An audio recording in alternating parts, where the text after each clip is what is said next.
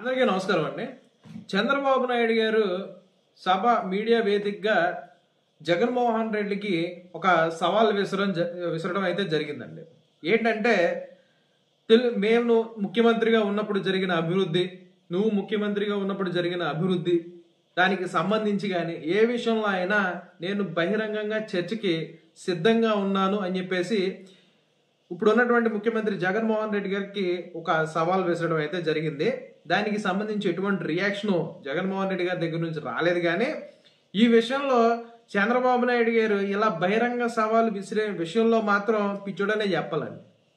ఎందుకు ఆ మాట అంటున్నానంటే, ఎంత పిచ్చితనం కాకపోతే మీడియా బహిరంగ చర్చకి రాగలిగేటటువంటి వ్యక్తి జగన్మోహన్ రెడ్డి కాదని తెలీదా మీకు? అతను వాస్తవాలు లేదా అతను చేసింది ఏదైనా ఉండి చెప్పగలిగేటటువంటి వ్యక్తి అయితే ప్రతి మీటింగ్లో కూడా కొన్ని మీడియా ఛానల్ని, కొన్ని మీడియా పత్రికల్ని పనిగట్టుకుని వాటిని చూడొద్దు, వాటిని చదవద్దు అని చెప్పి ఎందుకు చెప్తాడండి? మీడియాని ఒక్క ప్రెస్ మీట్ అయినా పెట్టి మీడియా అడిగినటువంటి సమాధానాలకి ఈ 4.5 సంవత్సరాల్లో ఏ రోజైనా ఒక్క ప్రెస్ మీట్ అయినా పెట్టగలిగాడా ముఖ్యమంత్రిగా ఉండేతను? అలాంటి వ్యక్తిని మీరు ఎలా సవాలు నేను బహిరంగ చర్చకి రమ్మని చెప్పేసి మీరు అడుగుతారు? మీరు అనుకో అన్ని ఛానళ్ళు ఏ మీడియా ఛానల్ అడిగినా సరే సమాధానం చెప్పగలిగే కెపాసిటీ మీకు ఉంది. అంటే మా జగన్మోహన్ రెడ్డికి లేదని చెప్పేసి మీరు అతన్ని కించపరుస్తారా? స్క్రిప్ట్ చూడకుండా మాట్లాడలేడని చెప్పేసి మీరు అతన్ని అవమానపరుస్తారా?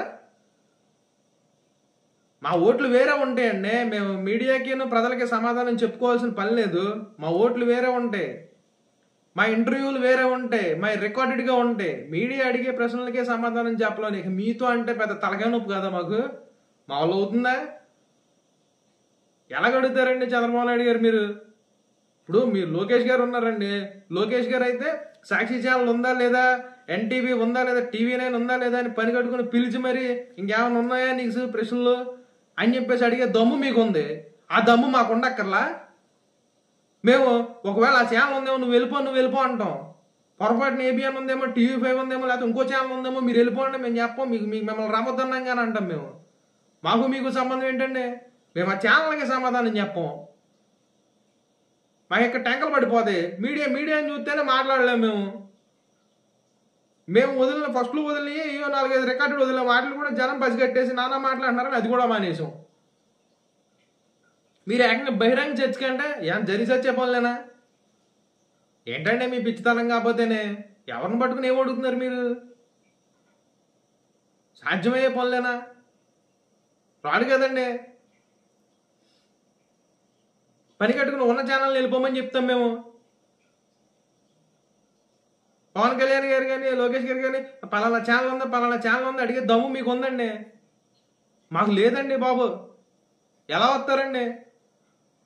ఏమన్నా చేర్చొచ్చుంటే మేమే పెట్టి మాట్లాడతాం కదండి. మాకే పనికిమాలిన సలహాదారుడు ఒకటి ఉంటాడు, మా సాక్షి గుమస్తా. ఆడితోనే మాట్లాడేస్తాం మేము. ఆయన కూడా ఎవరన్నా ఏదైనా అన్నారు అనుకోండి, 2 బూతుల మంత్రులు వదులుతాము, నానా మాటలు మాట్లాడేస్తాము. ఎప్పుడన్నా మాట్లాడి వచ్చామా మీడియా ముందు? మాకు అక్కడ అంత దమ్ము ఎక్కడ ఇడిచి వచ్చింది? మీరు నిజంగా మీరు ఎంత పిచ్చోళ్ళు అనుకోలేదండి. భలేటోళ్ళండి.